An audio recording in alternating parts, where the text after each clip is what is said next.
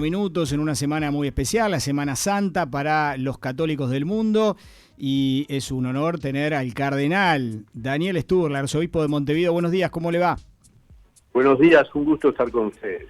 Bueno, Sturla, ¿nos podría comentar específicamente qué es lo que pasa hoy, un Jueves Santo? ¿Cuál es la actividad que se realiza por parte de la Iglesia Católica un Jueves Santo? Y después ya vamos llegando al viernes, al sábado y al domingo. Bueno, hoy Jueves Santo, ahora en la mañana, a las 10 de la mañana en la catedral, se celebra lo que se llama la misa crismal. Es una misa que los sacerdotes renuevan sus compromisos, sus promesas sacerdotales, y se bendicen los óleos que se usan después en el bautismo, en la confirmación, en el orden sagrado, en la unción de los enfermos.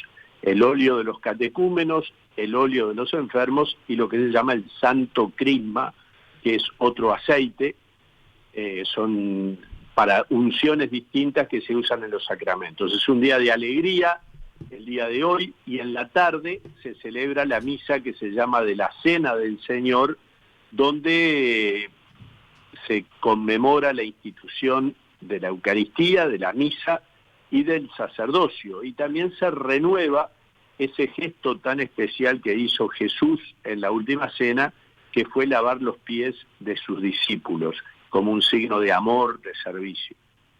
Bien, y viernes, sábado y domingo, ¿qué es lo que realizan los católicos? El viernes es la pasión del Señor, o sea que ahí se acompaña a Jesús en su dolor. En la mañana se suele hacer lo que se llama la visita a las 7 iglesias, es una antigua tradición que arranca hace 500 años en Roma. Entonces se visita las iglesias, se venera la Eucaristía, que ha sido dejada en exposición, en un lugar especial en la noche del jueves, y a partir de la tarde ya cambia un poquito la temperatura, digamos, porque ahí sí se celebra la pasión del Señor. Es un día en que no hay misas como tal, o sea, no se celebra la Eucaristía como tal, sino que hay una celebración de la palabra donde se venera la cruz, sí se da la comunión a aquellos fieles que lo desean, y luego son los Vía Crucis, es decir, en las distintas parroquias de Montevideo se hace un recorrido, a veces por la calle tradicional es el del Cerro, con las 14 estaciones, que son como 14 paradas que hace Jesús desde que es condenado a muerte hasta que es sepultado. Sturla, ¿qué va a pasar en mayo? Vamos a tener un evento que se va a estar realizando muy importante en el Estadio Centenario. Sin duda, para nosotros fundamental, el 6 de mayo es la beatificación de Jacinto Vera, es decir, el Papa aprobó un milagro obtenido por la intercesión de este obispo uruguayo, nuestro primer obispo, y entonces el 6 de mayo va a pasar a ser declarado beato. Por lo tanto, tiene lo que se llama el honor de los altares. Puede celebrarse su día litúrgico, digamos, así como está el San José, San Martín. Bueno, va a estar el día del beato Jacinto Vera, y es un acontecimiento único porque es la primera vez que se realizará en el Uruguay una beatificación, para lo que viene un enviado del Papa, que en este caso va a ser el arzobispo de Brasilia. ¿Cuál es el milagro que hizo Jacinto Vera? El milagro, bueno, hubo muchas gracias y presuntos milagros, pero en definitiva el que fue atravesando todas las barreras, digamos, que son muchas para que sea aceptado, es el de una niña de 14 años, hace muchos años, en 1936, que después de una operación de apendicitis tuvo una infección muy grave, era un tiempo que no existía la penicilina, estaba al borde de la muerte, una situación desesperada, hasta que un tío le trae una reliquia de Jacinto Vera, una estampa con una reliquia de Jacinto, se la coloca sobre la herida y la niña se duerme, y al día siguiente ya está totalmente curada. Esa niña era hija de un gran médico uruguayo, el doctor Mario Artagabeitia, y la atendía un médico que no era cristiano, un doctor García Lago, si no me equivoco, y bueno, no tenía explicación esa curación. Bueno, eso fue atravesando distintos, digamos, estudios hasta que finalmente se determinó que no había explicación científica y el Papa lo asumió como un milagro obtenido por la intercesión de Jacinto Vera. ¿Cuánto demora el Vaticano en reconocer estos milagros? Bueno, nosotros, el milagro si bien era viejo, pero estaba todas las cosas, propiamente digamos, el tribunal, etcétera, que se formó para ver si se servía este milagro fue en el año 2017 y el Papa lo aprobó el año pasado, el 17 de diciembre del 22. O sea, hubo 5 años de estudio, pero de algo que ya había tenido toda la documentación previa en los años en que sucedió. Siempre son unos 4 o 5 años que se demoran porque hay muchos pasos que hay que dar antes de que se apruebe. Pasa por juntas médicas, etcétera. Cardenal, ¿cómo van a poder hacer los católicos que quieran acceder al Estadio Centenario? ¿Cómo va a ser el operativo? ¿Es entrada libre o hay que retirar invitaciones? ¿Cómo funciona? Va a ser entrada libre, pero en la entrada se va a repartir precisamente una invitación, digamos así, que nos sirve para controlar el número de gente, obviamente, ¿no? O sea que uno puede ir sin ningún requisito previo, pero allí en la entrada se le entregará un recuerdo, pero al mismo tiempo servirá para el control del número de asistentes. Estamos hablando que es tribuna olímpica y platea olímpica del estadio. Tribuna y platea olímpica, sí, va a venir mucha gente del interior, y bueno, a ellos sí les daremos cierta preferencia, digamos, para que no pueden quedar sin entrar, pero bueno, esperemos que haya mucha gente. Obviamente ahí siempre uno depende del tiempo, del clima, de tantas cosas, pero confiemos que todo irá bien. Hace minutos estábamos hablando aquí, Enzo Ferrari, nuestro compañero, estaba haciendo un informe sobre el consumo de pescado, cómo es el consumo de pescado de los uruguayos en esta semana tan especial. ¿Por qué la Iglesia Católica, de alguna manera, los católicos, tienen que consumir pescado en la semana, tienen que consumir el viernes? ¿Hasta dónde es una obligación? ¿Hasta dónde es una recomendación? ¿Hasta dónde es el tema del pescado y no es otro tipo de situaciones que las que se generan? ¿Por qué surge este tema? ¿Qué nos puede contar? Bueno, en realidad lo que la Iglesia indica es para el día viernes la abstinencia de carne y también el ayuno, es decir, en realidad lo que habría que hacer es tratar de comer lo menos posible, es decir, lo necesario solamente para poder realizar las actividades. La mayoría de la gente lo del ayuno lo toma más a la ligera, pero lo de la abstinencia de carne creo que sí, que hay como una tradición fuerte, arraigada, que aún gente no muy creyente o practicante no come carne ese día. Entonces, bueno, la sustitución, digamos, suele ser el pescado. ¿Por qué el pescado sí, la carne, otro tipo de carne no? Bueno, ahí no lo tengo del todo claro, creo que tiene que ver con la tradición de Jesús, pescador, sus discípulos, y el pescado también ha sido un símbolo muy importante en la vida cristiana. De hecho, los primeros cristianos en la época romana, para identificarse unos a otros, dibujaban un pez, porque la palabra griega, la mayoría de los cristianos hablaban ese idioma, que era como el inglés de ahora, digamos así. La palabra griega pescado, ictius, era como un acróstico de Jesús, Cristo, Hijo de Dios Salvador. Entonces le servía como identificación a los cristianos. Creo que por ahí hay como un decir, bueno, el pescado sí, en cambio otras carnes no. Estula, quiero aprovechar y consultarle por otros temas de actualidad, por ejemplo, las personas en situación de calle. Usted ha sido muy crítico con el tema de salud mental, el consumo de drogas. ¿Cómo está evaluando usted las acciones que viene tomando el gobierno en este tema? ¿Usted entiende que falta voluntad política de los gobiernos para atender esta problemática de fondo? Yo creo que es un problema que rebasa, digamos así, la cuestión política. Es un tema que tiene mucho tiempo entre nosotros, pero que se ha aumentado enormemente en estos años. Creo que tiene mucho que ver también con el tema de droga, por un lado, y de los que salen de prisión, por otro lado, ¿no? Ahí sí hay mucho debe para poder hacer algo por la gente que sale de prisión. Muchos de los que están en situación de calle, gente que ha estado presa y que a la salida no es recibida en su casa. hay gente enferma psiquiátrica también. Yo he estado mucho acompañando la salida en calle, sobre todo en el año 2020. Y después está el tema de la droga que está causando estragos. Droga, ubiquemos también el alcohol, y el alcohol ahí a veces es el alcohol rectificado con un poquito de algún polvillo de jugo o algo de eso, ¿no?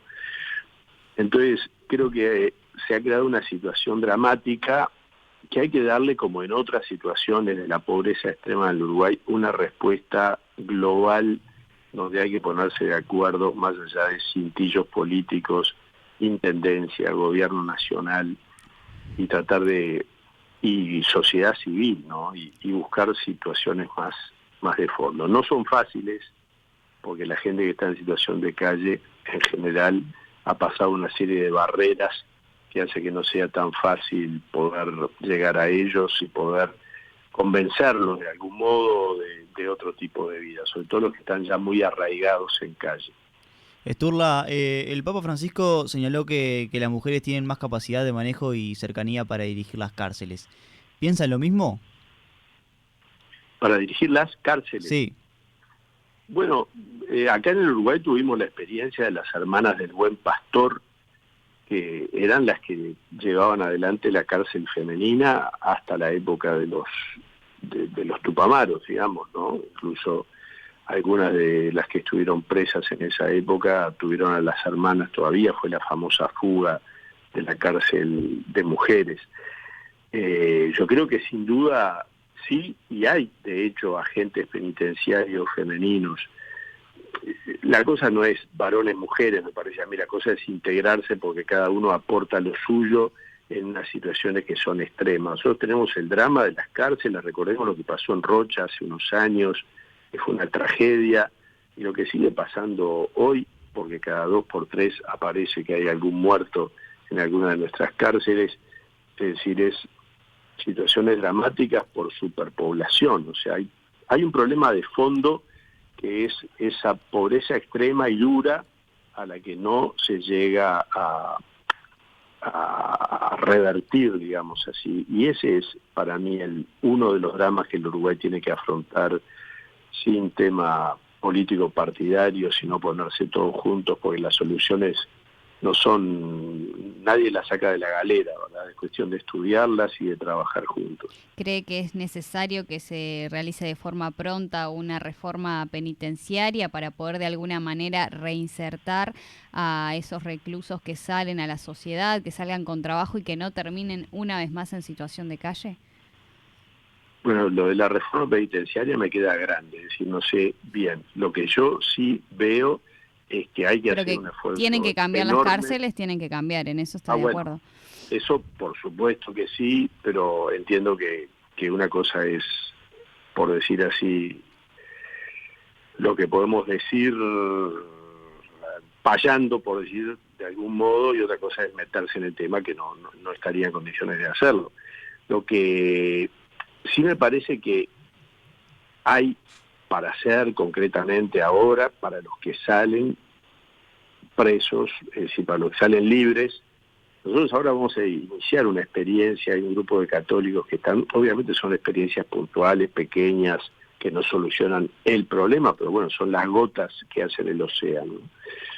Justamente para tratar de ayudar a estas personas, a algunos de ellos, que salen, para tratar de acompañarlos en la salida y procurarles un trabajo. Esperemos que salga adelante esta obra. Sturla, la sociedad ha evolucionado en el pasar del tiempo y hoy la mujer tiene un rol mucho más importante quizás que el que ocupaba tiempo atrás. ¿Usted cree que es necesario que haya más mujeres presentes en el Vaticano? Por supuesto, y de hecho ya están presentes y el Papa Francisco está haciendo mucho para que esto sea una realidad cada vez más fuerte.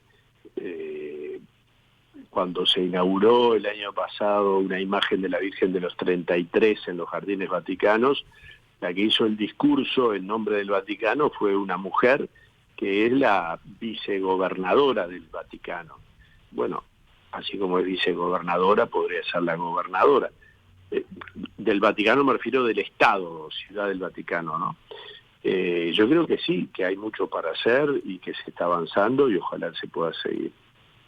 Ya que usted mencionó justamente, Sturla, al Papa Francisco, quiero invitarlo a escuchar un fragmento de su entrevista cuando habló del celibato. No hay ninguna contradicción para que un sacerdote se pueda casar. El celibato en la Iglesia Occidental es una prescripción temporal, no sé si se resuelve de un modo o de otro, ¿no? Pero es provisoria en este sentido, que no es eterna, como la ordenación sacerdotal es para siempre, te guste o no te guste. Que dejes o no dejes es otro problema, pero para siempre. En cambio, el celibato es una disciplina... O sea que podría revisarse. Sí, una cosa que se... De Santo... hecho, todos los de la Iglesia Oriental están casados, los que quieren, ¿no? Ahí hace una opción. Ante la ordenación, la opción por casarse o por ser célibe. ¿Comparte lo que dice el Papa Francisco de que esta disciplina podría revisarse? Sí lo comparto, pero el mismo Papa después ha afirmado más de una vez que él no lo haría, es decir, él no estaría dispuesto a que se revisara durante su pontificado. Lo que ahí el Papa aclara, aunque no queda del todo transparente, digamos así, es que el tema no es que los curas se casen, sino que se ordene a hombres casados, que es la tradición de la Iglesia Oriental, incluso de las iglesias católicas de Oriente, algo que es bastante poco conocido. Pero en la Iglesia Católica hay 24 ritos distintos. El más común, el que todos conocemos, es el rito latino, que es el que mantiene el celibato sacerdotal. Pero los otros ritos, que son iglesias más pequeñas, pero que integran la Iglesia Católica, como la maronita, la armenia, que están presentes acá en el Uruguay, pero hay otras, la ucraniana, etcétera, en esas se ordena a hombres casados. Es decir, que antes de la ordenación sacerdotal la persona tiene que decidir si va a ser célibe o va a casarse, y bueno, y si se casan previamente, después son ordenados sacerdotes. Cardenal, y usted que tiene acceso y que tiene contacto con la Iglesia Católica hoy, ¿eso se puede en un futuro cercano verlo en la Iglesia Occidental o queda en la Iglesia Oriental y no se va a cambiar el celibato? Yo creo que no se va a cambiar, porque en general los que piden para cambiarlo es un poquito una mirada desde fuera, que no conoce más la realidad compleja que también significa en Oriente hoy la vida del sacerdote casado. No es tan sencillo tampoco, porque, bueno, entre otras cosas, por todo lo que significa hoy la vida de la mujer en una sociedad moderna, por lo que significan las situaciones problemáticas familiares que a veces viven los sacerdotes casados en Oriente. Yo estuve en una reunión donde un obispo de Oriente me decía, no saben qué lío que puede ser cuando los sacerdotes casados tienen problemas familiares serios y todo lo que eso significa. Es decir, a lo que voy es, no lo veo como una realidad que solucione ningún problema. Vería que puede ser algo a futuro que se pueda dar y no estaría mal que se diera, pero no lo veo como algo para los próximos tiempos. Sturla, ahora lo vamos a volver a invitar a escuchar otro fragmento de la entrevista del Papa Francisco cuando se le preguntó por las personas homosexuales. La Iglesia es para todos y cada uno resuelve sus posturas ante el Señor con la fuerza que tenga. La Iglesia de pecadores, la Iglesia de santos no sé dónde está, acá somos todos pecadores. ¿Y quién soy yo para juzgar a una persona si tiene buena voluntad, ¿no? Si es más bien de la pandilla del diablo, bueno, defenderme un poquito, pero hoy día se pone mucho la lupa sobre este problema. Creo que hay que ir a lo esencial del Evangelio. Jesús llama a todos. En este sentido, Sturla, ¿qué lectura hace las declaraciones del Papa Francisco? Bueno, por supuesto que lo que el Papa dice es lo que la Iglesia siempre ha sostenido. Es decir, la Iglesia es para todos, la Iglesia no es un club de perfectos, sino que es un pueblo de pecadores en camino. Por lo tanto, la Iglesia siempre está abierta. En la Iglesia a nadie le preguntan en la entrada qué condición tiene, qué es, qué no es, no le piden un carnet de socio. Cualquiera puede entrar a una iglesia en estos días, por ejemplo, y nadie le prohíbe nada para entrar. Se puede integrar porque lo que importa es la dignidad de la persona humana por la cual Cristo ha sacrificado su vida y ha derramado su sangre. Otra cosa después es la vida moral de las personas, es decir, lo que la persona vive en su conducta moral. Y eso vale para heterosexuales, homosexuales o cual sea su condición. Y ahí la propuesta cristiana es siempre exigente, porque eso no cambia, porque viene del Evangelio. En los últimos días, tanto en Uruguay como en Argentina, han aparecido casos de figuras públicas vinculadas a denuncias de abuso sexual a menores. En el caso de Uruguay, el legislador del Partido Nacional, Gustavo Penadez, está con una denuncia pública que hizo la militante también del Partido Nacional, Romina Celeste. ¿Cómo ha visualizado este tema? Mire, yo de los casos concretos no voy a referirme, por supuesto.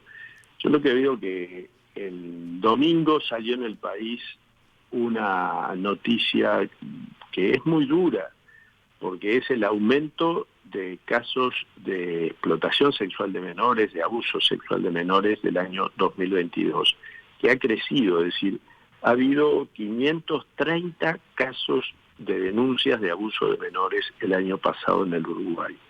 Esto nos lleva a pensar que estamos ante un drama humano brutal. Entonces, el tema acá es qué hacemos frente a este drama humano. La Iglesia, que también ha sufrido esto, pero que también muchas veces ha llevado como una especie de ensayo de culpabilidad que no atiende la realidad concreta de los números, ha hecho un esfuerzo enorme en cuanto a cómo prevenir los abusos sexuales de menores, cómo proteger a los menores. Acá en el Uruguay hemos hecho cursos, estamos haciéndolos para que toda persona que trabaja en una institución de iglesia haga este curso. Tenemos una guía que es muy interesante, que yo creo que las autoridades públicas de educación tendrían que verla y que de repente impulsarla, porque hay un tema ahí muy importante que es no solo que ocurran esos hechos en un centro educativo, sino que la mayoría de las veces, como sabemos, ocurren en otros ámbitos, y cómo un educador con ojos abiertos puede llegar a percibir que un menor está viviendo una situación de ese tipo, y cómo entonces darle herramientas para que se haga efectivo un protocolo que lleve a subsanar esa situación, ojalá en el momento que se esté dando, y no que un chico tenga después de 10, 15 años que denunciar el horror que ha vivido. ¿Qué resultados han tenido esos cursos aquí en nuestro país y en el mundo? Bueno, yo creo que han sido positivos, creo que los resultados se medirán más a largo plazo, ¿verdad? Pero han sido muy positivos, han sido muy bien acogidos, y todos los educadores me refiero, por ejemplo, a toda persona que trabaja en una institución educativa o que trabaja en una parroquia, trabaja remuneradamente o trabaja honorariamente. Los sacerdotes y obispos los hemos hecho también. Es decir, yo creo que son muy positivos, a uno le abren los ojos, aprende, y por otro lado, confiemos en que hoy este drama que está puesto en el tapete de la opinión pública, bueno, nos lleve a desterrar estas situaciones de dolor tan grande que sufren tantos chicos. Sturla, cambiándole un poco de tema, ¿qué evaluación hace la discusión por este proyecto de ley que se está discutiendo en el Parlamento sobre la ley de eutanasia? ¿Qué evaluación hace? Bueno, estamos en lo que el Papa llama la cultura del descarte, es decir, se descarta al niño por nacer a través de la ley del aborto, se descarta al que está sufriendo, o al viejito, o al chico con síndrome de Down, es decir, una cultura que descarta la vida que no es considerada digna. En cambio nosotros decimos toda vida humana es digna, y por lo tanto toda vida humana hay que respetarla desde su concepción hasta su muerte natural. Usted Esto ya le obviamente trasladó, por ejemplo, su postura al presidente Lacalle Pou. ¿Es necesario volverle a trasladar la postura de que quizás espera que vete esta ley si se aprueba en el Parlamento las próximas semanas? Mire, yo lo que espero es que en el Senado, que por algo están las dos cámaras, prime el sentido de defender la vida humana, de ver que los cuidados paliativos subsanan la enorme mayoría de las situaciones que se dan. Podrá haber algún caso extremo que siempre se menciona, pero en realidad lo que se crea es una situación y una mentalidad que es negativa. Y esa mentalidad negativa en un país donde ha crecido el índice de suicidios tremendamente, más de 800 suicidios el año pasado, nos tiene que llamar la atención de que no podemos proponer leyes que de algún modo desvaloricen la vida humana y por lo tanto, por el contrario, yo creo que el Senado debería tener esto en cuenta, llamar a distintos actores, tratar de despolitizar el tema y de buscar entonces una fuerte compromiso de la sociedad por el cuidado a los enfermos, por la atención a las personas que por H o por B piensan en el suicidio, muchos adolescentes entre ellos, y entonces hacer y gastar las energías en la defensa de la vida y no en una ley como la eutanasia. En una entrevista con el portal Infobae, el Papa Francisco dijo que en diciembre del 2017 planificó viajar a América Latina. Eso incluía visitas a Chile, Argentina, Uruguay. No lo hizo porque había elecciones. Este año elecciones en Argentina, el año que viene elecciones en Uruguay. En algún momento podrá venir el Papa Francisco. Últimamente lo hemos visto con temas físicos y de salud complejos. ¿Cómo la ve usted? Bueno, yo la veo difícil, ¿verdad? Porque el Papa... sabemos que sobre todo en Argentina es una figura que es tironeada de un lado y del otro, y yo creo que el Papa quiere ser un factor de unidad en todos lados, pero sobre todo en su país, y si no ve que lo va a hacer, no va a venir. Entonces yo creo que en una sociedad muy polarizada como la Argentina, el Papa tiene, y sin duda lo hace, que medir muy bien que su presencia sea una presencia que una y no que separe. Y lo veo difícil también por la edad del Papa, pero bueno, quizás inmediatamente después de las elecciones argentinas pueda venir. Yo creo que ese sería el momento ideal, pero habría que ver si están dadas las condiciones.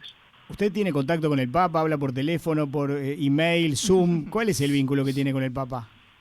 No tengo así un contacto directo. Cuando voy a Roma siempre lo saludo y en alguna ocasión le pido entrevista, audiencia particular, y a veces algún mensaje le envío por medio del secretario personal, que sabemos que es el uruguayo Gonzalo Emilius, como la semana pasada cuando el Papa estuvo internado, por medio del padre Gonzalo le mandé un mensaje de que rezábamos por él, lo acompañábamos y estábamos junto a él. Cardenal Daniel Sturla, arzobispo de Montevideo, le agradecemos mucho por esta entrevista en este día tan especial, en esta semana tan especial para los católicos del mundo. Muchas gracias. Bueno, gracias a ustedes, que Dios los bendiga, felices Pascuas. 970 Noticias.